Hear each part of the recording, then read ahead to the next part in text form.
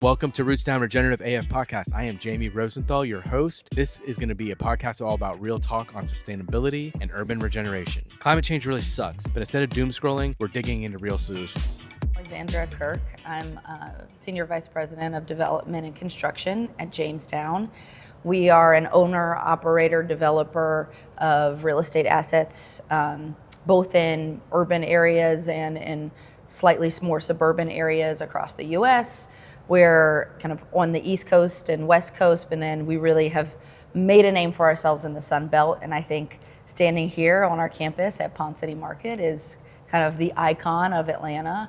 But it's really interesting work. I'm originally an architect by training and got into development and really love the idea of making really cool spaces and unique places for people to live and work and live out their passions. Yeah, this is the absolute dream here in Atlanta. This space, like I remember I was telling everybody, my crew, my wife and I, when she went to Georgia Tech, so we've been here for 25 years, we used to eat at Eats. Right across the street? Right across the street. This wasn't here. Yeah. And Atlanta was super divided and it didn't have a whole lot of this infrastructure in place. Yeah. And I feel like when you guys moved to town, this was the most exciting thing that has happened in Atlanta, I think. Like this in the Beltline, like give me that. It almost makes me want to stay in Atlanta. So it's been a big thought leader. Well, Atlanta is it's Atlanta's way of moving towards a more urban city. Atlanta was not really envisioned as a super urban area. It was kind of built in these spurts and these different neighborhoods, and now it's trying to stitch itself back together, especially with the Beltline kind of completing its full loop. That'll make a huge difference. Yeah, it's revolutionary. Like that you can get on a bike and you can go just about anywhere, and you could stop here for drinks and cocktails. You can get your nails done. You can soon get the best ice cream in the world. Very excited for that. So good. Van Leeuwen, if you ever want to sponsor this podcast, I'm very, very welcome. I will eat a lion's share of your ice cream. We're here at 619 Ponce. We're here in a mass timber building. We are. It's empty for now. This floor. So 619 Ponce really is an envisioning of kind of two parts of Jamestown's heart and soul. We do really believe in mixed use assets, and so we knew we had this empty parking lot that we wanted to redevelop. We wanted to make the highest and best use of it. We have a really unique asset just across the drive in our historic building, but when we thought about what would be a complement to interesting office that would bring people back to work, we were designing in the middle of COVID, so really thinking a lot about how to have people and convince employees that the workplace is where they want to be. We envisioned this mass timber office building. We also, as Jamestown, own and manage forests. So we own and manage several 100,000 acres of timberland, and we really liked this synergy of having an office space that is sustainable, that is good for our environment, and being able to utilize our own timber and create this mass timber story. And so this building was brought to life. We opened in April of 2023. And I think some of the reasons people are really interested in being in mass timber is because you have like all of this natural wood, you have the smell of timber. I know you guys can't smell it right now. Smell it. It's impressive. It's so great. We have two anchor tenants, an anchor retail tenant, Pottery Barn, and Sage is our anchor office tenant, and they actually just moved in this week, and so they're humming right above us. I saw that. It's really great. So you kind of glazed over the mass timber and the forestry project. So I want to get into more of that, because I think, so is that a way that you guys have big ESG goals, and you guys are actually talking the talk and walking the walk, and that's what I really love about Jamestown. Like I super love that you guys are actually into that. The mass timber project and the forestry project, how many acres? I want to say it's like 200,000, more than 200,000 Just acres. 200,000. So is that a way? Is that a way for you guys to carbon offset as well? Are you guys using that as a carbon reduction? Partially, like we've started to think about how we can use carbon credits. 619's carbon credits are the first commercially available on the Georgia Carbon Registry. So for us, it was really a synergy between two things. We believe in kind of diversifying our investment platform, and so we saw timber being a really unique way, a position to also invest in real estate within the land. And Georgia is the #1 forestry state in the country, right. if you didn't know. So it is it's an easy thing to get into when you're looking for a more commodity style investment.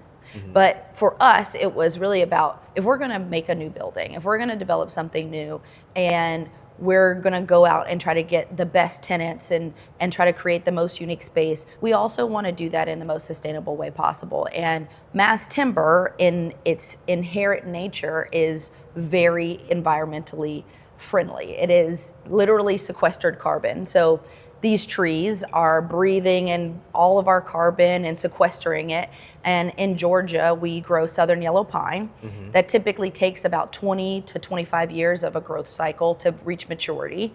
And what we did was say, if you take down sequestered carbon trees and you turn them into a mass timber product, you now have a building that has sequestered lots of carbon in the area of which it was built. So it was really important to us that we used not only our own timber, but timber specifically here in Georgia. We also utilized a manufacturer just over the border in Dothan, Alabama, who made our mass timber members. They went to final fabrication at Sauder in Tennessee, and then came back to our project site. All of this happened within a 300-mile radius. It was really important for us to see how tight we could make that and how efficient we could be, given the nature of mass timber typically is coming from the timber itself is typically coming from either the Pacific Northwest or Austria. Yeah. And when we thought about what Georgia has to offer, what Atlanta has to offer, there's no way we can go get this Austrian timber and use that here when our story really is about creating a positive impact on our local environment. Yeah, that's really fantastic.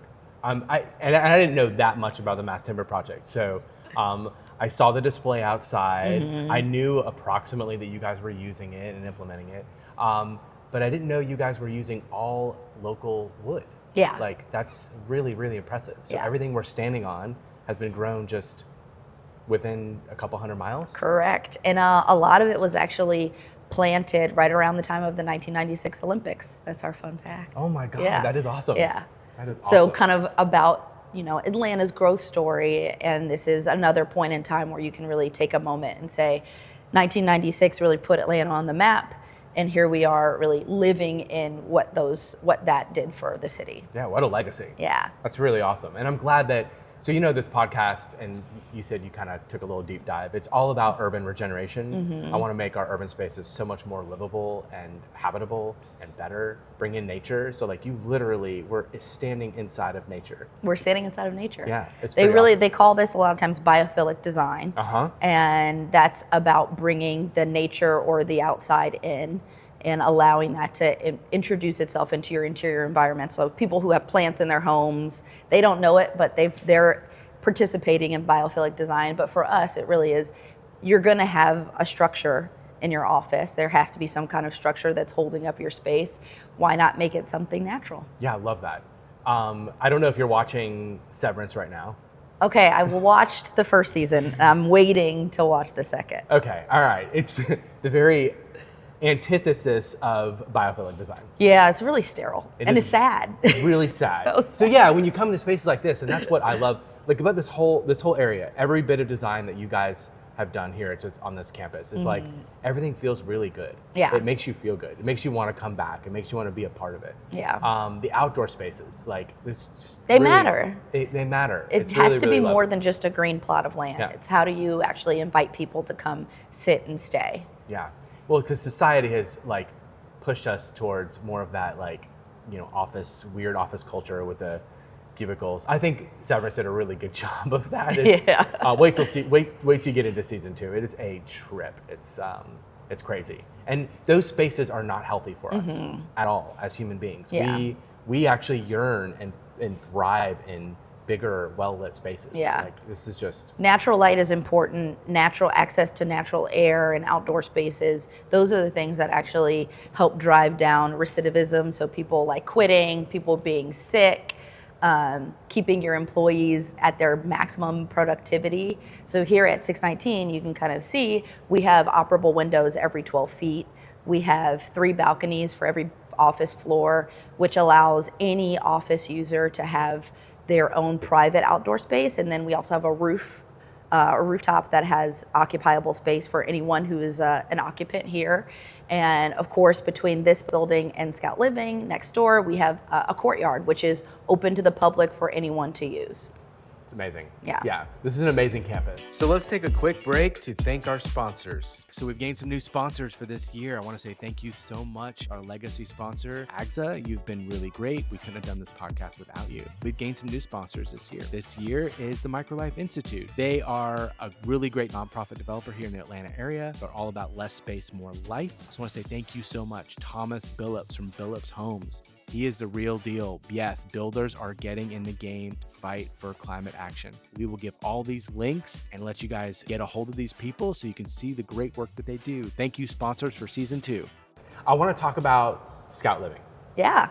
We talked about it earlier. You're like, hey, Jamie, don't make me forget about this. Don't let me forget. And the other Jamie, the 2E Jamie, yes. He talked a little bit about that project, and I want you to introduce that and tell people more about it, because I think it's really dope. Yeah. Scout Living, also built at the same time as 619, is a true complement to the rest of the Ponce City Market community. So it's a hospitality living project, and people may ask, what is that?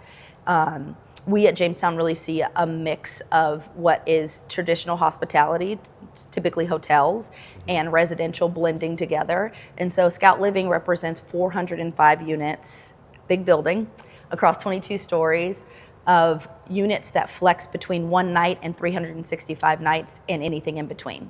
So all of these units are fully furnished. For the hospitality stays, they're furnished like a hotel, and then otherwise you can move your linens and your accessories into your unit if you're coming to stay with us for longer.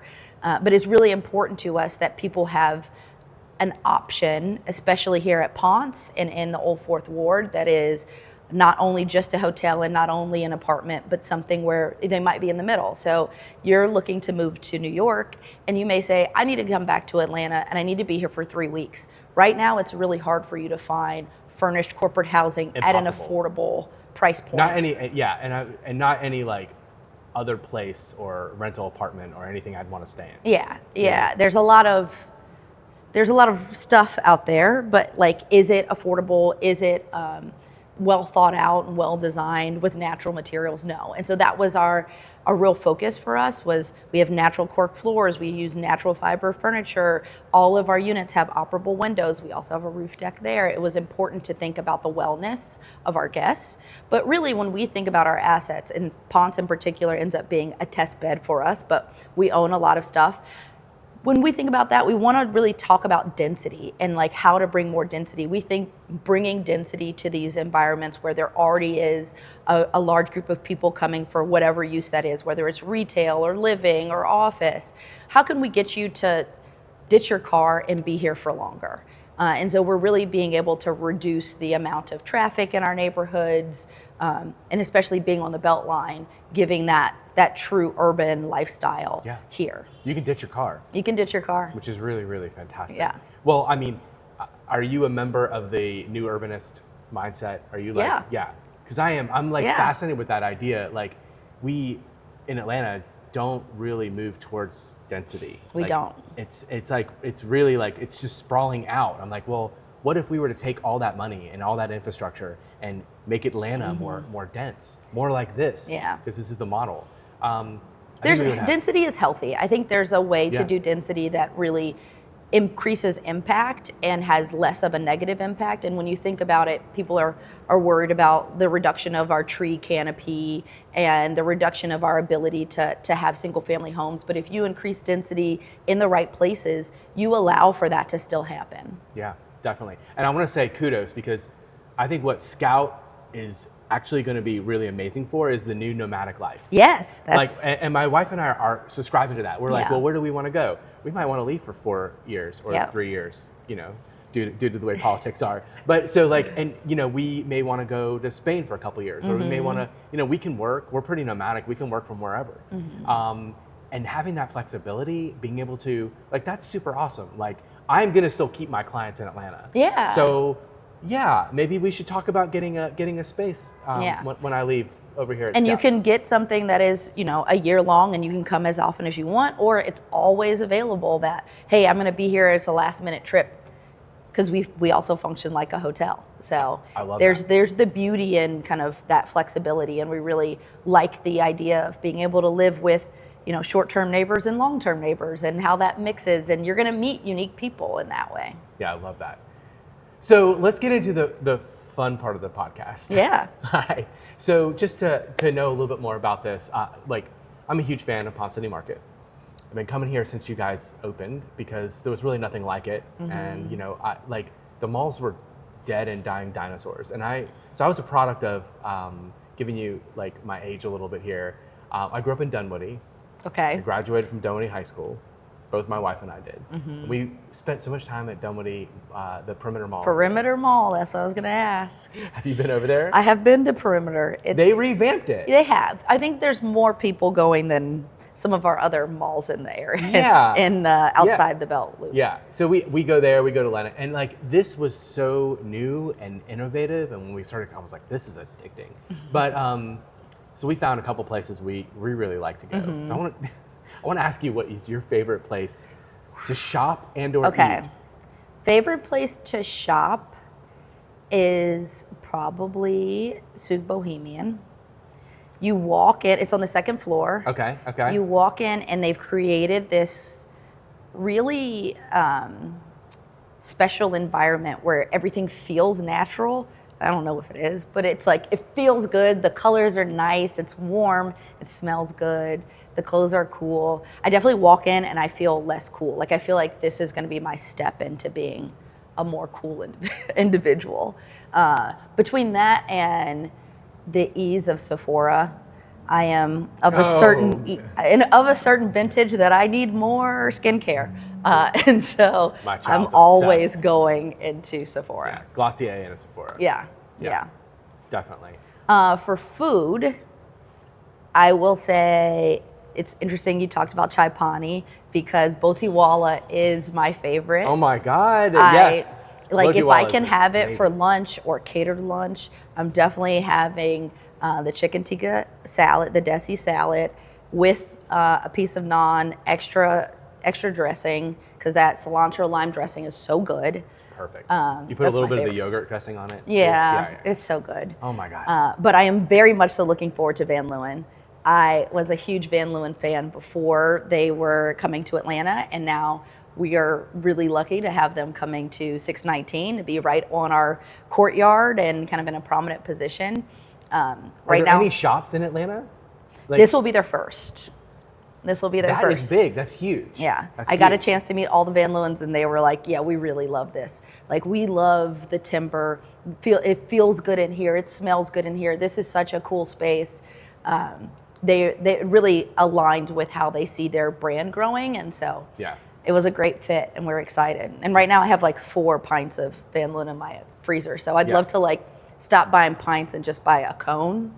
Yeah. Stop myself from eating so much of it. Super smart. We went to New York, and I we saw them in the grocery store, and I'm like, oh, this is really good. Yeah. Like I had mentioned earlier, the Earl Grey is it was really good. But getting to have Van Leeuwen in a cone, and it's on every street corner in Manhattan now. It's just like the new hipster ice cream. It is. But it's really good. Yeah. This is all about the density of the ice cream, the mouthfeel. I'm weird. I'm a foodie. So But they do it. They make their ice cream differently. Yeah, they do. It's super good. Yeah, I love it. I'm sharing with you, Botiwala definitely is one of my favorite. Holman and Finch burger. You have to love the burger, but I just can't eat it that often. I gotta stay away from eating that burger. I don't eat red meat often, but it's a once in a month, once every other month kind of thing. And I'm we just went there fun fact, we just went there the other day, and this was 2 weeks ago. And Owen Wilson was sitting there eating a burger. I'm not surprised. Hanging out. I believe he's filming something here in Atlanta. And we're like, oh, well, this is, I guess, the right place to be. It's Owen Wilson approved. But we do like some Holman and Finch burger. And we'll also, the ramen place. Oh, yeah, Tauntaun. Tauntaun, God, it's so good. Well, we have a new spot called La Metro from the guys from El Super Pan, who have opened up kind of a true Spanish tapas. And the fries are like chef's kiss. Huh. They're is that so the good. Pinchos bar? Yes, Yes, it is. So my wife and I just went to Spain last year in September, and we were in Barcelona, and it's very different in Barcelona. Yeah. And we just came back like literally, and then as soon as we came back, like 3 days later, we saw like Pinchos, because I don't know if you've been to Barcelona. I have. Oh my God! Like the Pincho life is. It's a thing. It is so great, and you can go from place to place, and it's like it's a different style of eating. Yeah, it really is. Like they count your toothpicks after you're done. I'm like, I was embarrassed at a couple places. I'm like, I did not eat that many. But I did. Yeah, it's super awesome. This place is really, really dope. You guys are really talking the talk and walking the walk. We do our best. I think we believe that in the impact that real estate can have on everyone, and not just certain people who have access to it, but to anyone who wants to come to Ponce. There's no fee to walk on this campus. There's no fee to sit on our lawn. We want people to come and be a part of the community that we've made here. Yeah, I love it. And I'm just excited to get to work with you guys. Yeah, we're excited too. So excited to get to work with you guys in April for Earth Day. We're celebrating we're actually celebrating Earth Month this year. Oh, okay, that's cool. Earth Day is not fair. Yeah, the Earth is big. Like, let's give it a month. Yeah. Let's give it at least a month, right? So we're celebrating Earth Month, but we're gonna be celebrating really big with you guys out there on the shed. Yeah. On the 26th of April. We're excited. Yeah. And everyone walking on the Beltline will get to come be a part of it. Yeah, it'll be open to everyone. Yeah. I'm hoping to make it I'm actually low-key trying to hope this is going to be a dance party. It might be. I really actually am welcoming. You just need, I forget his name, the guy on the skates. There's a couple of them. But there's the guy. Does he have music? Mm-hmm. Yeah. He wears his headphones and he's on his roller skates. He's the dance guy, so if you can get him dancing, other people will definitely join. Is he following you guys on Insta at all? Oh yeah. He lives around here. I see him all the time, not on his skates as well. Okay, note to self, we got to get him. Mm-hmm. Actually, we should interview him on the podcast. You should. Crew. He's a heavy Beltline user. All right. Well, thank you so much for this interview. Yeah. This was fantastic. We got to learn a little bit more about Ponce City Market, Jamestown, and all the amazing stuff here.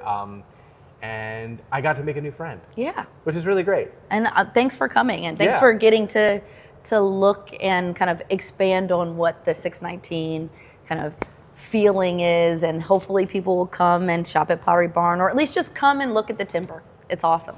Yeah, we spend our money here. We spend our money here. Yeah.